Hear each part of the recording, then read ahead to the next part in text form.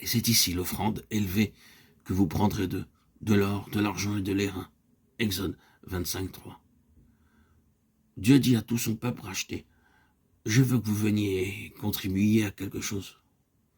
Nous verrons qu'il y a une signification dans les matériaux que Dieu prescrit pour la construction du tabernacle. Quelle est la signification spirituelle de l'or, de l'argent, de l'airain et du bois de Sittim, et pour quelle raison Dieu a exigé ces matériaux. Nous les examinerons un par un. L'or parle de la nature divine. Tout ce qui est fait doit être fait, non pas avec la sagesse humaine, mais avec la sagesse de Dieu. Nous avons tous besoin de sagesse divine, de force divine, de connaissance divine. Dieu a pourvu en tout cela en son Fils. 1 Corinthiens 1,30. Aussi, lorsque nous travaillons selon le plan divin du Seigneur Jésus-Christ, nous rassemblons de l'or pour son sanctuaire. Nous prêchons si aisément en vue d'obtenir de l'argent. Nous prions si volontiers afin de montrer tout juste que nous sommes capables de bien prier. Que de fois, nous accomplissons des choses pour montrer que nous sommes bons, justes, charitables. En une occasion, je restais avec quelques chrétiens amis. Ils avaient des réunions de prière familiales matin et soir avec leurs domestiques. Je pensais qu'ils étaient très bons. Mais un jour, un des domestiques me dit « Nous avons des réunions de prière en famille uniquement lorsque des invités viennent. Quand ceux-ci s'en vont, nous n'avons plus de prière en famille. Si nous agissons simplement pour être vus des hommes, Dieu n'acceptera pas ce que nous faisons. Lorsque nous travaillons pour Dieu selon le plan divin et dans la puissance de la nature divine, nous assemblons de l'or pour sa construction. C'est notre privilège d'apporter l'or de la nouvelle création dans la cité céleste. L'argent parle de la rédemption. Vous vous rappelez que notre Seigneur fut vendu pour 30 pièces d'argent.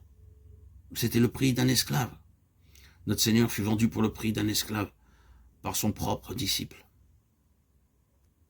Il se donna entièrement lui-même pour que nous puissions devenir sa propriété. Le chef des prêtres ne donna que 30 pièces d'argent pour lui, mais lui donna sa propre vie pour nous sauver. Chaque fois que vous voyez de l'argent dans le tabernacle, il nous parle de la rédemption, du prix payé par notre Seigneur pour notre salut. Lors de notre nouvelle naissance, nous devenons la possession rachetée du Seigneur Jésus-Christ. Maintenant, nos esprits et nos corps lui appartiennent. Nous avons été rachetés à un grand prix. 1 Corinthiens 6, 20. Je ne peux pas dire plus longtemps que mes mains, mes pieds, mes lèvres, mes yeux m'appartiennent. Ils appartiennent au Seigneur Jésus-Christ, parce qu'il m'a racheté et a payé avec son propre sang. 1 Pierre 1, 18, 19. Nos corps sont le temple du Saint-Esprit. 1 Corinthiens 6, 19. C'est pourquoi nous devons glorifier Dieu avec eux, par notre habillement, nos habitudes, notre manière, notre langage. 1 Thessaloniciens 4, 4, 5. 1 Timothée 2, 9, 10. C'est de l'argent pur. Lorsque je vois l'argent dans le tabernacle, je me souviens que mon corps et mon esprit sont devenus la possession de mon Seigneur. C'est pourquoi je ne peux pas non plus gaspiller mon argent dans des choses mondaines, ni pour une gloire mondaine. Maintenant, je dois glorifier mon Seigneur par mon habillement, mes manières, mes voix,